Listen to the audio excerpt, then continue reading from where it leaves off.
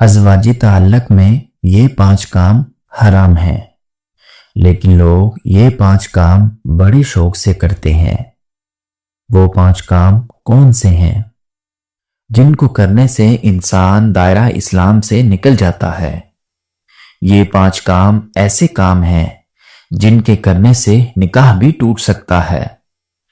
نبی کریم صلی اللہ علیہ وسلم نے فرمایا، جو شخص یہ 5 کام کرے گا وہ بسم اللہ الرحمن الرحیم، السلام علیکم ورحمۃ اللہ وبرکاتہ۔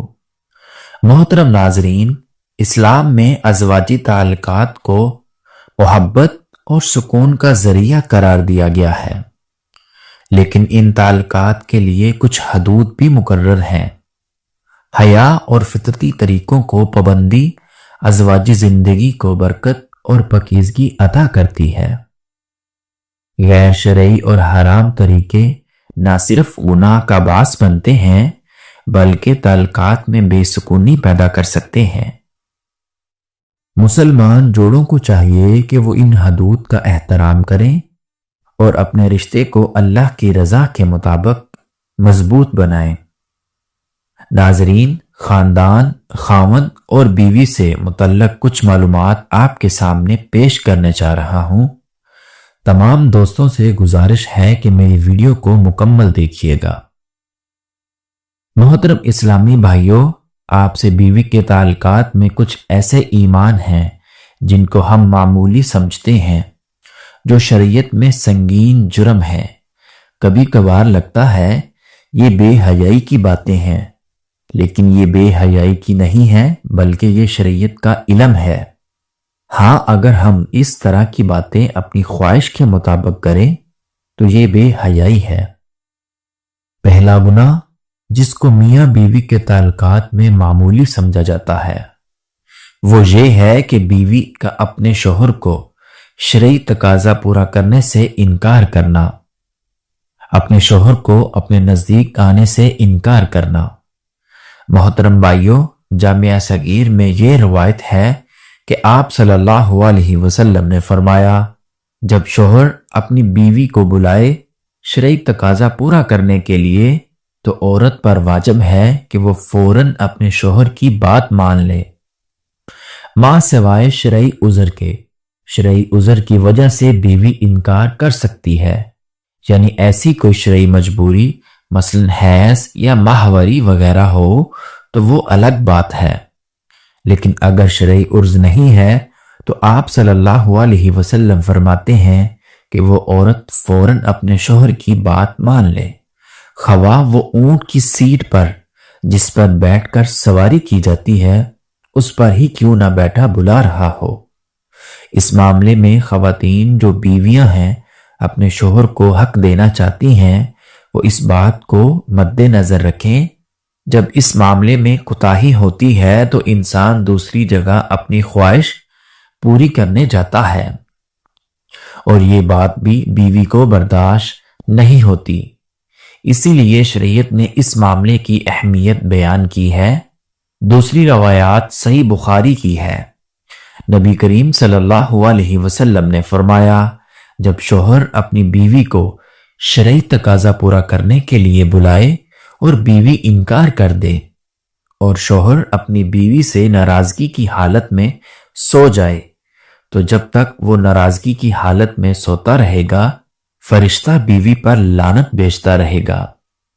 تو محترم بھائیوں اور بہنوں، دوسرا گناہ بیوی کے تعلقات میں جس کو غیر معمولی سمجھا جاتا ہے جبکہ شریعت میں اس کا اتنا سخت گناہ ہے، وہ یہ ہے کہ عورت کا بغیر کسی عذر کے شوہر سے طلاق طلب کرنا۔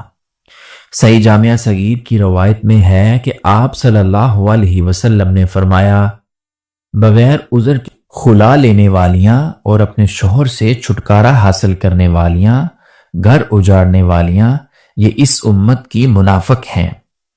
دوسری روایت میں فرمایا، جس عورت نے بغیر کسی سبب کے اپنے خاوند سے طلاق طلب کی اس پر جہنم واجب ہے، اور یہ جنت کی خوشبو بھی نہیں سونگیں گی، نہ کہ یہ عرض پیش کرنا کہ میرا خاوند مجھے پسند نہیں آیا، اس کی تنخواہ بہت کم ہے، میرا گزارا نہیں ہوتا، اسی لیے مجھے طلاق چاہیے، تو یہ کوئی شرعی عرض نہیں ہے، اسی لیے اس سنگین جرم اور گناہ سے بچنا چاہیے، اور والد اور والدین کو بھی چاہیے کہ وہ چھوٹی چھوٹی باتوں پر اپنی بیٹیوں کو گھر نہ بٹھا لیں۔ طلاق شوہر کا حق ہے، اور یہ کتنی بری بات ہے کہ طلاق بیٹی خود طلب کر رہی ہے۔ محترم بھائیوں، تیسرا گناہ جو میاں بیوی کے تعلقات میں عام طور پر ہوتا ہے، وہ اس کو معمول سمجھا جاتا ہے، اور وہ یہ ہے کہ حیض کی حالت میں اپنی بیوی سے شرعی تقاضا پورا کرنا یا ایسی جگہ سے کرنا جو غیب کی ترکیب ہے۔ آپ صلی اللہ علیہ وسلم نے فرمایا، جامعہ ترمذی کی یہ روایت ہے، جس شخص نے حیض والی عورت سے شرعی تقاضا پورا کیا یا عورت کے پیچھے جمع کیا تو وہ شریعت کا منکر ہے، اسی لیے شریعت کا انکار کیا۔ جس نے یہ عمل کیا اس کے لیے شریعت نے کفارے کا حکم دیا ہے، اور یہ بہت سنگین جرم ہے، لیکن اس کو لوگ سمجھ ہی نہیں پا رہے، اور اس بات کو کوئی سیریس لینے کو تیار ہی نہیں کہ نکاح سے پہلے اس کے آداب اور ازواجی زندگی سے متعلق سکھایا جائے۔ دنیا میں جہاں ہر چیز کی ٹریننگ ہوتی ہے، وہ ہم لوگ بڑے فخر سے کرتے ہیں۔ جناب، شرعی تقاضا کے بعد سونے سے قبل وضو یا غسل کرنا لازم ہے، لیکن جب بات شریعت سیکھنے کی ہے تو وہاں کیا ہے جس کی ہمیں شرم آ رہی ہے؟ دنیا کی بے حیائی میں شرم نہیں آتی، لیکن شریعت سیکھتے ہوئے یا شریعت کی بات کرتے ہوئے ہمیں شرم آتی ہے۔ چوتھا گناہ میاں بیوی کے تعلقات میں جس کو معمولی سمجھا جاتا ہے، وہ یہ ہے کسی غیر محرم عورت کے ساتھ اکیلے میں ملاقات کرنا یا کسی غیر محرم عورت سے ہاتھ ملانا۔ یہ بہت سخت گناہ ہے۔ پانچواں گناہ شرعی تقاضا کے دوران قبلہ رو نہ رہیں، یہ احترام قبلہ کے خلاف ہے، لہٰذا اس کی طرف نہ منہ ہو نہ پشت۔ نبی کریم صلی اللہ علیہ وسلم نے فرمایا، جامعہ ترمذی کی روایت میں ہے، جب کوئی آدمی کسی غیر محرم عورت کے ساتھ تنہائی میں ملتا ہے تو وہ دو نہیں ہوتے، تیسرا ان میں شیطان ہوتا ہے۔ اور آپ صلی اللہ علیہ وسلم نے فرمایا، تم میں سے کسی شخص کے لیے کیل لے کر اپنے سر میں ٹھوک لینا زیادہ بہتر ہے، بجائے اس کے کہ وہ کسی غیر محرم عورت کو چھوئے۔ اور ہمارے ہاں یہ المیہ ہے کہ چھونا تو ایک معمولی بات ہے، یہاں تو پورا ہاتھ ملایا جاتا ہے۔ ایک بار ایک خاتون جس کو شریعت کا علم نہیں تھا، وہ مدینے آپ صلی اللہ علیہ وسلم سے بیعت لینے آئی، اور آپ صلی اللہ علیہ وسلم کے آگے اپنا ہاتھ بڑھایا۔ آپ صلی اللہ علیہ وسلم نے فوراً ہاتھ پیچھے کر لیا اور فرمایا، محمد صلی اللہ علیہ وسلم کسی عورت کے ننگے ہاتھوں کو دیکھنا بھی پسند نہیں کرتے۔ آپ صلی اللہ علیہ وسلم نے اپنا چہرہ مبارک پھیر لیا۔ حضرت معذر بن حیدر رضی اللہ تعالی عنہ فرماتے ہیں، میں نے عرض کی، یا رسول اللہ صلی اللہ علیہ وسلم، میں کئی مہینے پانی والے علاقے سے بہت دور رہتا ہوں، جبکہ میری بیوی میرے ہمراہ ہوتی ہے، کیا بیوی سے شرعی تقاضا پورا کر سکتا ہوں؟